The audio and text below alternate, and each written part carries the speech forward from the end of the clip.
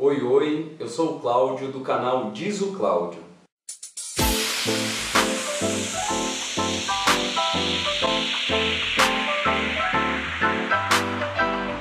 Essa semana todo mundo estava na expectativa para ouvir a lista dos convocados pelo Tite para disputar a Copa do Mundo deste ano.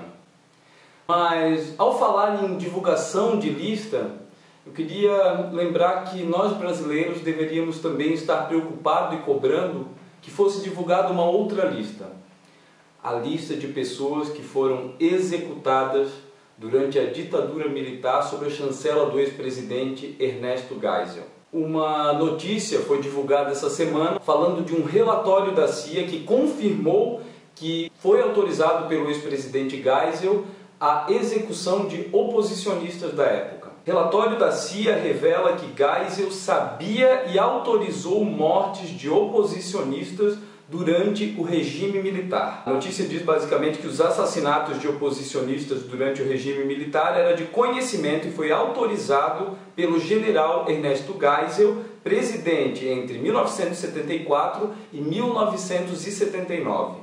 Foi revelado isso por um memorando da CIA, encaminhado na época ao secretário de Estado norte-americano. Esse memorando ele é datado de 11 de abril daquele ano, pouco menos de um mês depois da posse de Geisel como o quarto presidente do regime militar.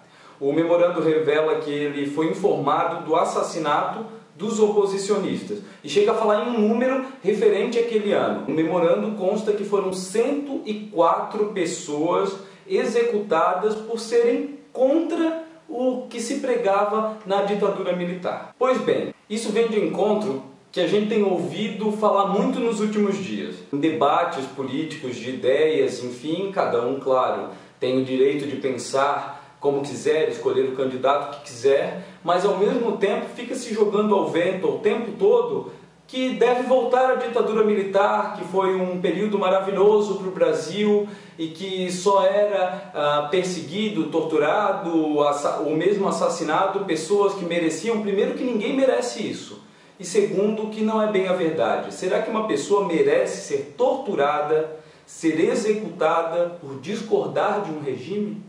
Aí aqui eu entro também em uma outra notícia que saiu agora com base numa entrevista de um pré-candidato a presidente da República do Brasil. O pré-candidato à presidência da República, o deputado federal Jair Bolsonaro, sugeriu nesta sexta-feira que a divulgação de um relatório da CIA que aponta o conhecimento que o general Ernesto Geisel tinha de torturas e assassinatos de opositores durante a ditadura militar faz parte de uma campanha contra a sua candidatura.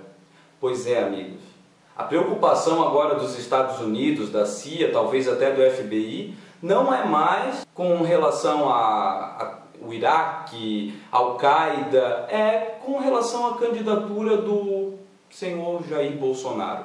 Então eles devem ter agora criado esse memorando, porque realmente a ditadura não existiu esse tipo de perseguição. Deve ser isso. E aí as pessoas talvez vão questionar e dizer: o que tu tem que te meter com isso, Cláudio? A ditadura é muito melhor. Eu vou dizer o porquê que eu tenho que defender isso.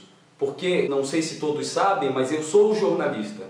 E além de ser jornalista, eu não sou o tipo que se cala quando discorda de algum tipo de situação, algum tipo de injustiça, qualquer situação que vá contrário ao que eu acredito ser certo. Eu não seria o tipo de jornalista que se permitiria ser censurado. E aí, eu poderia sim, caso a ditadura volte, ser mais uma das vítimas. Então, eu me sinto muito triste sempre que eu vejo partir de alguém que me conheça, alguém que eu conheça, dizendo: tem que voltar ao regime militar. A vontade que eu tenho é de chamar a pessoa e dizer: talvez tu está torcendo para vir uma coisa que vai acabar comigo, literalmente.